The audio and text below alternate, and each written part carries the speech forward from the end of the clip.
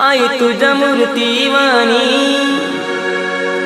या जगात मूर्ती नाही। अनमोल जन्म दिला गाई तुझे उपकार फिटणार नाही। अनमोल जन्म दिला गाई तुझे उपकार फिटणार नाही।